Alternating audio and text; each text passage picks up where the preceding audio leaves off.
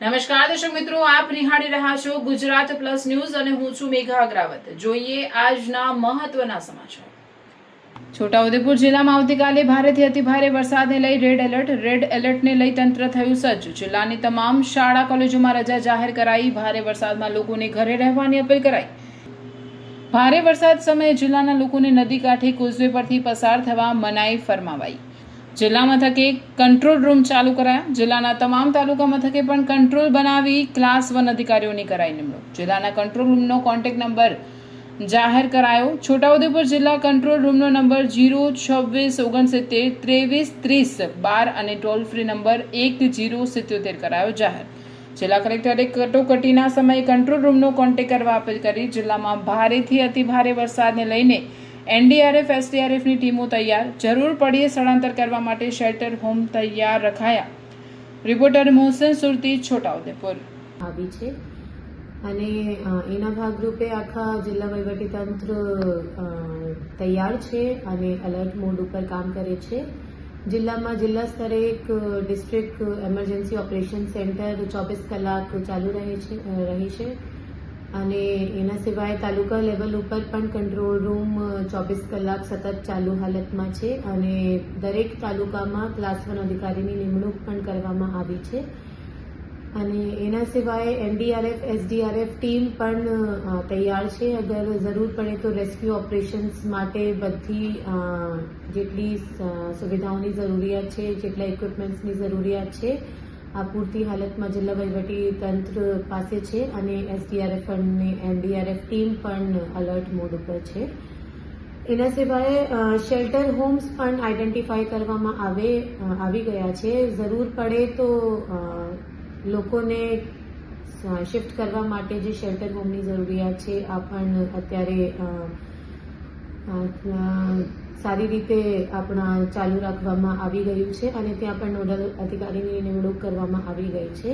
હું બધા નાગરિકોને અપીલ કરું છું કે કાલે જે ભારેથી અતિભારે વરસાદના ફોરકાસ્ટ કરવામાં આવી ગયા છે એના ભાગરૂપે લોકો જરૂર નહીં હોય તો બહાર ઘરેથી નહીં નીકળે અને અહીંયાથી બધા સ્કૂલ, આંગણવાડી કેન્દ્રો, કોલેજોની પણ છુટ્ટી જાહેર કરવામાં આવી છે અને જેટલા કોઝવે છે, નદી છે, કાંઠાના વિસ્તારો છે ત્યાં પણ લોકો નહીં જાય અને પોતાના જે કેટલ્સ છે એના પણ ધ્યાન રાખે અને જરૂર પડે તો વહીવટીતંત્ર દ્વારા જ્યારે સૂચના આપવામાં આવે કે શેલ્ટર હોમમાં શિફ્ટ થવાની જરૂરિયાત છે તો તરત જ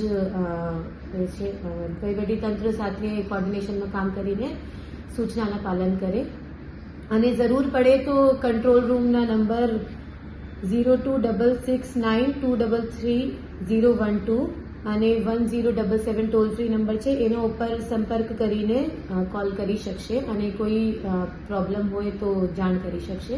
હું બધાને અપીલ કરું કે જે અત્યારે રેડ એલર્ટ જાહેર કરવામાં આવી રહ્યા છે એના ભાગરૂપે સાવચેતી રાખે અને જિલ્લા વહીવટીતંત્ર દ્વારા જે સૂચના આપવામાં આવે એના ફોલો કરે। Thank you.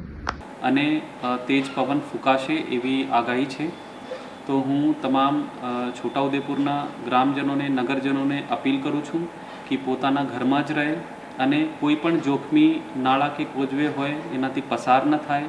કોઈ પણ મુશ્કેલીમાં આવે તો જે આપણા સ્થાનિક તલાટી કમ મંત્રી છે, સરપંચશ્રી છે એમને તરત જ સંપર્ક કરે, એમને કોઈ પણ મુશ્કેલી હોય તો એમને જાણ કરે। બાકી છોટાઉદેપુર જિલ્લા વહીવટીતંત્ર તૈયાર છે અને સજ્જ છે। આપણી હેલ્થની જેટલી ટીમ્સ છે એ આપણે હેલ્થ ફેસિલિટીઝ ઉપર કાર્યરત રહેશે। આપણા જિલ્લાના કંટ્રોલ રૂમ 24/7 24 કલાક ચાલુ છે। આપણા જિલ્લામાં એસડીઆરએફ અને એનડીઆરએફની જે ટીમ્સ છે એ પણ આવી ગઈ છે અને એ પણ સજ્જ છે અને ત્યાં એ પણ ચોકસાઈપૂર્વક ધ્યાન રાખી રહી છે। બીજું, આપણા દરેક ગામમાં શેલ્ટર હોમ્સ આઈડેન્ટિફાઈડ છે। કોઈ પણ મુશ્કેલી આવે તો જિલ્લા વહીવટીતંત્ર તૈયાર છે અને કોઈ એવી હોનારત ન બને એવા માટે આપણે બધા સજ્જ છીએ। ધન્યવાદ। જિલ્લા વહીવટીતંત્ર સાથે કોઈ પણ પ્રકારના આપત્તિ વ્યવસ્થાપન માટે સુસજ્જ છે। સ્ટેટની એસડીઆરએફ અને એનડીઆરએફ ટીમો જિલ્લામાં તૈનાત છે। તે ટીમોની સાથે કામ કરવા માટે પણ પોલીસ તંત્ર તૈયાર છે। મારી જાહેર જનતાને અપીલ છે કે કોઝવે જેવા રસ્તાઓ ઉપર કે ખાડાઓમાં કે અજાણી જગ્યા ઉપર જે પાણી ભરાયેલું હોય એ પાણીમાં ઉતરવાની ભૂલ નહીં કરવી અને એ જગ્યા ઉપર સેલ્ફી લેવા જેવી પ્રવૃત્તિ નહીં કરવી. સોશિયલ મીડિયા ઉપર કોઈ પણ પ્રકારની અફવા ફેલાવવાથી દૂર રહેવું. પોલીસનું મુખ્ય કામ ટ્રાફિક વ્યવસ્થાપન કરીને જે રિહેબિલિટેશન અને વિસ્થાપન કરવાનું જે કામ હશે તે કામમાં વહીવટીતંત્રને સપોર્ટ કરવાનું કામ છે, જેના માટે પોલીસ તંત્ર તૈયાર છે. 112 જે ઇમરજન્સી નંબર છે તેના ઉપર મારી જનતાને અપીલ છે કે કોઈ પણ આપત્તિ બાબતની બાબત હોય તો જાણ કરી શકો છો અને અમે તમારા માટે મદદ કરવા માટે ખડે પગે તૈયાર છીએ. જનતાને સુરક્ષિત રહેવા, સલામત રહેવા મારી અપીલ છે. જય હિન્દ.